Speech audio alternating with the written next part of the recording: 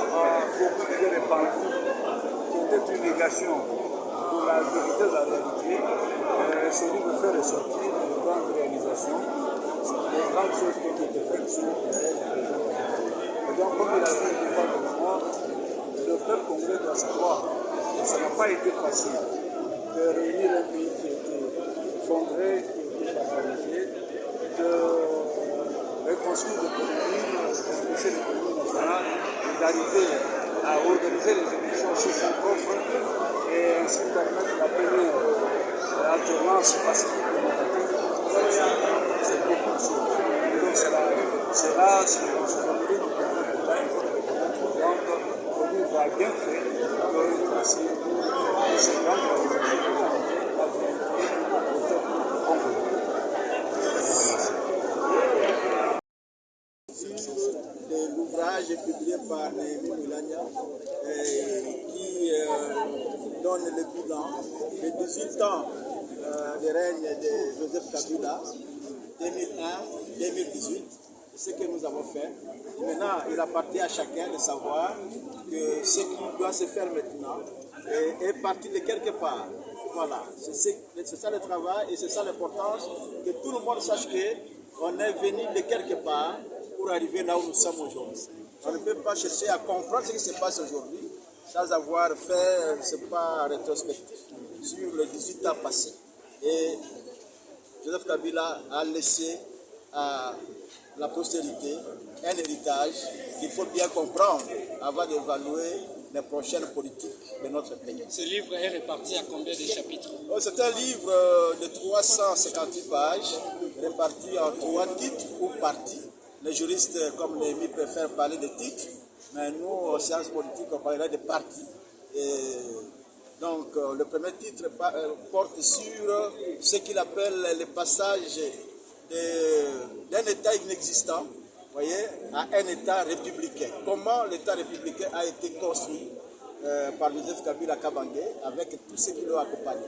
La deuxième partie a porté sur l'effort entrepris par son régime pour la reconstruction du pays. Et enfin, il a terminé son livre en troisième partie par donner la vision qu'avait Joseph Kabila, parce que tout n'a pas été fait.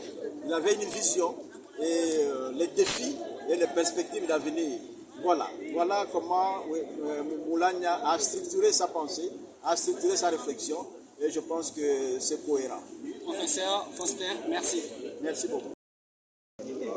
Cet ouvrage raconte le parcours de Kabila.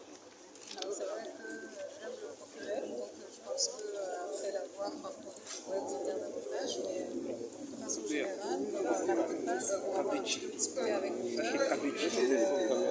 lors de la structuration du livre. C'est vrai que c'est plus une anthologie, c'est plus un répertoire historique qu'un roman, qu'un récit, un ensemble de faits divers. Donc, on va s'enrichir sur l'histoire de notre propre pays, vu de l'intérieur, donc avec une autocritique qui est quand même assez intéressante. Le message aussi à ceux qui vont lire cet ouvrage, quel est le message le plus important que vous voulez donner? Le premier message et le plus important, c'est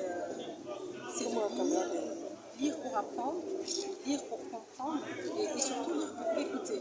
Puisque c'est quelque part, en fait, la voix d'un directeur de cabinet, dernier directeur de cabinet du président honoraire, qui s'est tu pendant beaucoup d'années, depuis l'alternance, qui n'a pas voulu être sur le devant de la scène, que ce soit médiatiquement ou autre. Et en fait, c'est comme si c'était sa première interview véritable. Et en fait, il verse le contenu de ses sentiments et de son cœur. Donc, ça doit être très très intéressant et j'encourage vraiment les lecteurs à pouvoir se le procurer et essayer de parler ou bien de recevoir la voix du directeur de cabinet. Madame Bakary Nadi.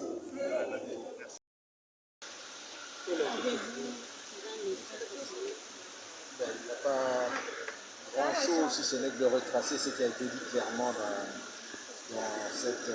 ce grand ouvrage. C'est d'abord de féliciter cette initiative du professeur Néhémie parce que ça permet de faire un peu une rétrospective du travail qui a été abattu par le président de la République honoraire, son Excellence Joseph Kabila Kabange, qui a pris finalement la République démocratique du Congo à un moment où nous n'avions pas d'État, parce qu'en réalité, la puissance publique était carrément exercée par plusieurs factions rebelles.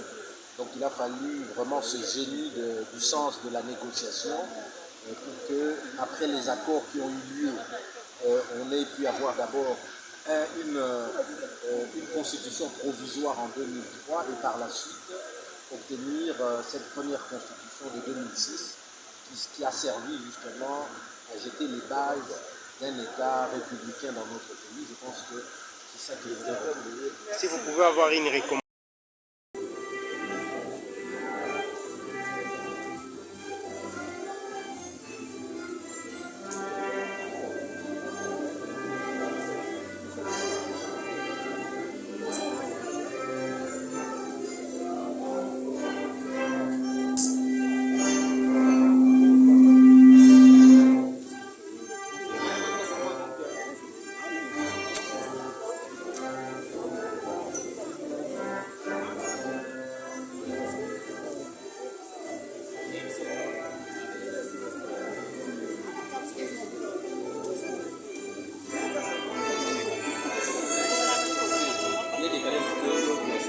Só de Gabriel Coração.